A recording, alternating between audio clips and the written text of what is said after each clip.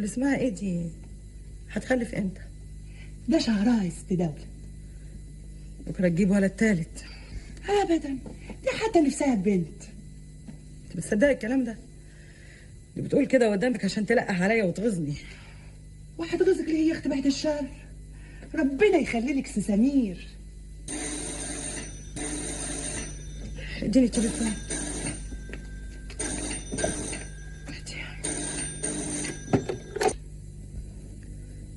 الو، ايه ده يا حافظ؟ انا بقالي ساعه بكلمك ومحدش بيرد. المهم شهرة اختي وخطيبها هيتعشوا عندنا الليله، وعايزاك تبعت لي صينيه بسبوسه وصينيه كنافه بالكريمه وصينيه رواني وصينيه بقلاوه بالفستق. لا خلي سواء يروح يجيب الجاتو من جربي عشان الجاتو بتاعكم مش قوي. اهو كده بقى وخلاص يا حافظ، ما تنرفزنيش. ايه؟ مين؟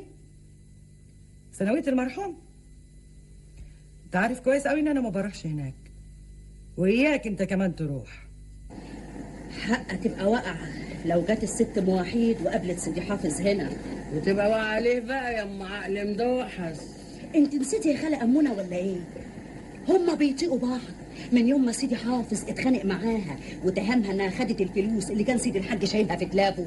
حكاية قديمة وراحت لحالها من زمان. قلبت عليها كويس. مفيش حاجة بتروح لحالها. طب ده سي شوقي نفسه كان شاكك في الحكاية دي، ولولا ست زينب كان تهمها هو كمان. وبيني وبينك حاجة تمخول، حد كان يصدق ان المرحوم ما كانش شايل فلوس في البيت؟ طب ده انا مرة شايفاه بعينيا دول وهو بيرص الفلوس رزم ميات في رف الدولاب. ما تتلمي يا بنت، اتلمي. ام وحيد ما تعملش حاجة زي دي. ليه بقى؟ ما هو حقها وحق ابنها. انا لو مكانها كنت هعمل زيها بالظبط. يظهر كده والله اعلم. انت مش هتسكتي وتلمي لسانك الا ما احط دماغك في البابور وارتاح منك. انت مالك يا بنت؟ مالك ومال اللي ياخد واللي ما ياخدش؟ ايه تكونيش يا اختي فاكره نفسك من بقيه الورثه؟ هو انا ما اتكلمش كلمتين على بعض الا ما تزعقي لي بالشكل ده؟ فيها ايه يعني لما اتكلم؟ حيلتي وحيلتك ايه غير الكلام؟ هنصلي بعضينا بايه واحنا مهدودين ليل نهار في الشغل واخرتها ما بتاخدش اللضا؟ وانت عايزه ايه بقى؟ ناقصك ايه يا سعديه؟ ما انت عايشه مبسوطه 24 قرار، بتاكلي وبتشربي وبتنامي واجرتك بتحوشيها على الكامل. اجرتي بحوشها على الكامل؟ ال50 قرش العمر. تعالي شوفي نجيه يا اختي دلوقتي بقت بتاخد 120 قرش في الشهر، بقت محوشه في البوسطه 50 جنيه. يعني يوم ما يجي لها عدلها وتقول يا جواز هتجهز نفسها 24 قراط. 24 قراط؟ يا اختي بس صحافظ ما جاب لها سيره انه هيساعدها لما تيجي تتجوز. لكن انت سي شوقي قال انه هيجهزك لما تيجي تتجوز. وهو فين الجواز ده يا حسره؟ طب دي زينب اللي قدي بقت مخلفه عيلين، هتجيب التالت. بتقولي زينب حاف؟ ده انت نهارك مش فايد كده. اديكي حرقت التقليه كويس كده. طيب يا اللي بتخبط. الله، سعدية. نعم. ايه يا سعدية؟ مش سامعة الباب بيخبط؟ افتحي. حاضر. ست احسان، الحمد لله على سلامتك يا ست احسان. احسان اهلا. ازيك يا احسان؟ اهلا. ازيك يا زينب؟ ازيك انت؟ وحشاني. انت اللي وحشاني. ازيك وازاي شوقي وازاي العفاريت ولادك؟ الحمد لله كويسين. يخيبك يا زينب، لا انت عملتيها تاني. هو انا كل ما اجي في زياره يلاقي بطنك مليانه يا بتولدي؟ يا احسان بقى اعمل ايه بس؟ ما هو كله بامر ربنا. ست احسان اهلا، الحمد لله على السلامه. ازيك يا امونه؟ ازيك يا اختي؟ وحشاني. ده انت اللي وحشاني. امال فين سي عبد البديع؟ يوه فكرتيني. ايه؟ ما تخش يا عبد البديع. شوفي يا اختي الراجل الوقت ده كله على الباب. خش يا راجل. يا ساتر يا راجل خش وبلاش لكاحه. السلام عليكم. وعليكم السلام ورحمه الله. اهلا يا سي عبد البديع. اهلا وسهلا. يزيد فضلك يا ست زينب يا اميره. اتفضل. نتفضل فين؟ انا يا اختي هدخل اوضتي اغير هدومي واستريح. براحتك، انا كمان ورايا حاجات اخلصها وافضل. ايه يا عبد البديع؟ ايه؟ هتفضل واقف عندك كده؟ ما انا مش عارف اروح فين يا ست احسان. يا خرابي منك يا راجل اتلحلح. خش اقعد في اوضه الجلوس ولا تعالى غير هدومك. انا بقول يعني من الافضل اروح للسي حافظ والسي شوقي في الدكان وابقى ارجع معاهم. روح يا اخويا اعمل حاجه بس ما تفضلش واقف لي كده. حاضر يا ست احسان، سلام عليكم. عجايب. عامله ايه معاك؟ ماشيه بما يرضي الله ولا لا؟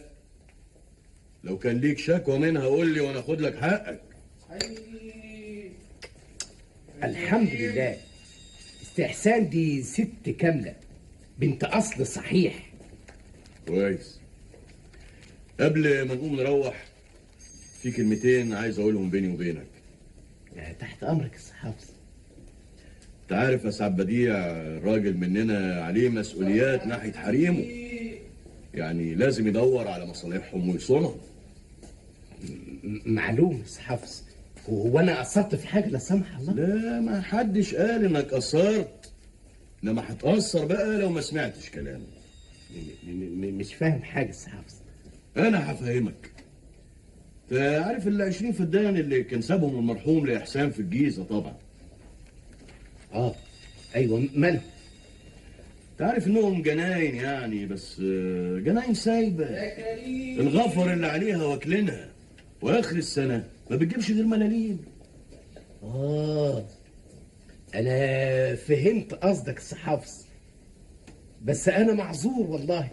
حضرتك عارف يعني انا موظف وحاولت كتير اعمل وسايط علشان انقل نفسي هنا وابقى جنب الارض وبشيلها يا سعد بديع احنا عارفين ظروفك ومقدرين وعذرينك. احنا كمان يعني يا ريت نقدر كنا شلنا الحمل بدالك، لكن انت عارف الشغل اتسع وبقى عندنا 4 فروع ومش فاضيين نهرش. الله يبارك لكم، الله يبارك لكم ويكون في عونكم. الشاهد بقى يا سعد بديع، الارض لو فضلت على حالها دي هتضيع. انت عارف هناك ناحيه الهرم في عصابات البدو بتوضع يدها على الاراضي بالقوه. يا ساتر. الناس دول بقى ما ينفعش معاهم قانون ولا غيره، اسهل حاجه عندهم ضرب النار. يا حفيظ يا منجي يا رب. عشان كده بقى ما صدقت جالي مشتري من هناك، راجل له عزوه ويعرف يسلك معاهم. قصد حضرتك يعني يا سي حافظ ان الست احسان تبيع الارض وفورا، خصوصا ان المشتري عارض سعر كويس قوي، 500 جنيه في الفدان. ياه، 500 جنيه ده مبلغ كبير قوي يا سي حافظ. يبقى نبيع بقى ولا نخلي الارض كده عشان تضيع؟ ودي عايزه كلام يا سي حافظ. مع احسان بقى عايزه كلام مش مني. انا لو كلمتها انت عارف انها موسوسه ومخها يودي ويجيب، لكن انت بصفتك راجلها اللي بتراعي مصالحها وتصونها، كلامك معاها هيبقى له وزن تاني. وقال لك ايه كمان؟ هو مين؟